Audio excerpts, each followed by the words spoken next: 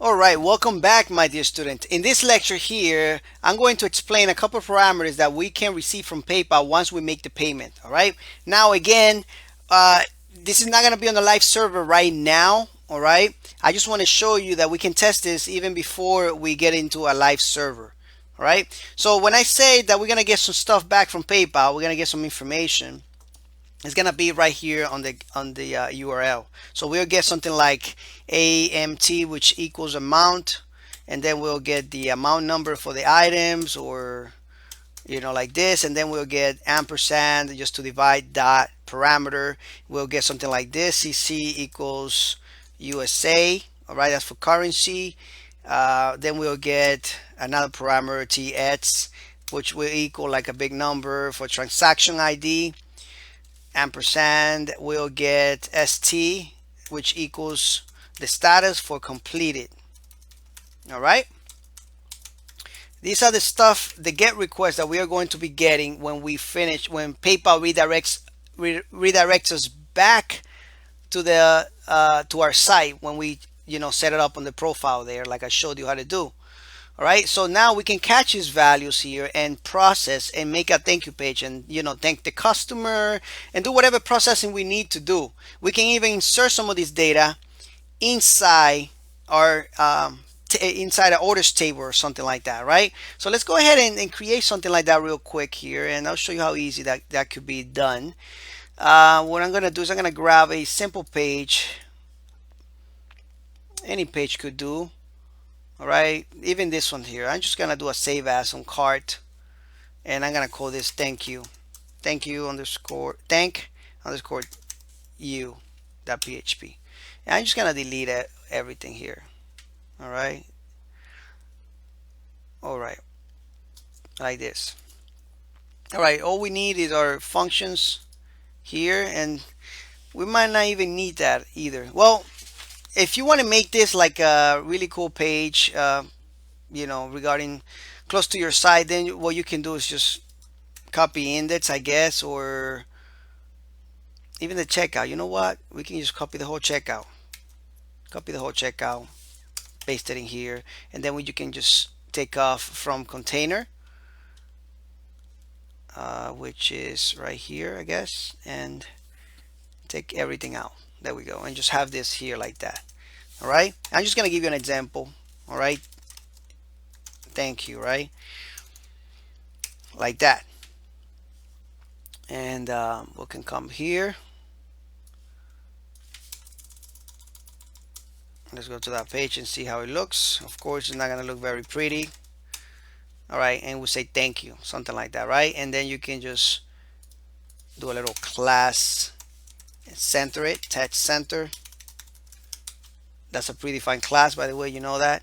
All right, so thank you, and then you will show the customer some information here. Maybe your total was this or your total was that, right? But you don't want just anybody to go in there, right? Well, what we can do here is we can do a check here real quick. We know that we're gonna get some parameters back from PayPal.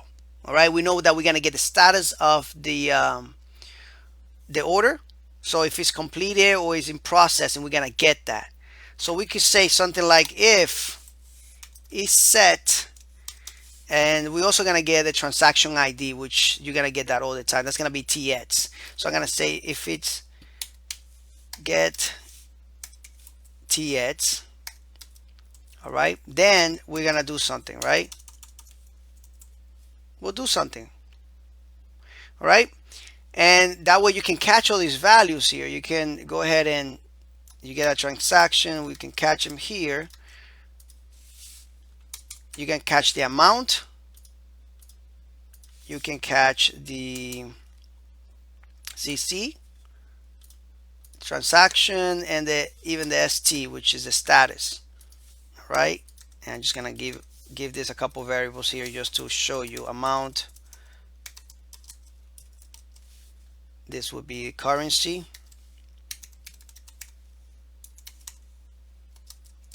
All right, and that's something that, let me go to checkout real quick and show you. Make sure you have this currency here also, right? It's an input with a type hidden and name currency underscore code. all right, and value US. Of course, you can change the currency to whatever you want. You can go to PayPal documentation and check on that, all right, whatever currency you are charging your customers. All right, so we can pull this information out of here, apply it to variables, and then we can put it inside our database. And this is the status.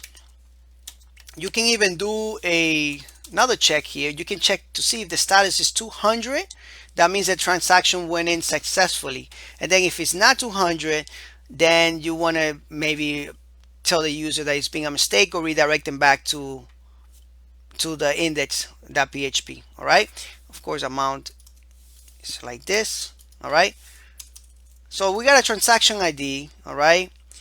And if it's set, then we can process this. If it's not set, then we can just go ahead and, you know, redirect the user to index and never let them access to our page like this. All right, so let's go ahead and check this out. Enter. It takes us back to index. All right, but if we go to the thank you page, public thank you. There are many ways of doing this. You know, it's up to you how you want to do it. I'm just showing you a way of doing it. If we pass in the parameter TX, which is a transaction that we're checking here for, all right, if it's set, and we'll put some numbers here, we enter, we'll go to that page. But remember that we're going to get all this also. If you are not, if you don't get those parameters there, you're going to get those mistakes. So make sure that when you are redirecting, you getting your page back from PayPal, you got these parameters there. You can check when you do the testing.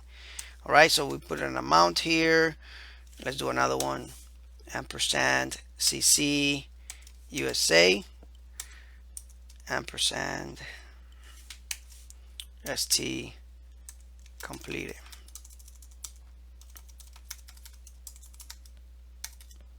There we go. Enter, and now we shouldn't have any mistake. We have those get requests, that information in these variables now. All right, beautiful. All right, so now what you can do here is you can create a query and insert this information into our database. And once you process all this, then you can unset your sessions. You can destroy your sessions. That way, when the user comes back to the shopping cart, there's nothing there for them to see. All right. In the next lecture, I'll show you how to create this, put this information in the database, and at the same time destroy the session, so that way there is no more items in the shopping cart. Thank you so much, and I'll see you in the next lecture.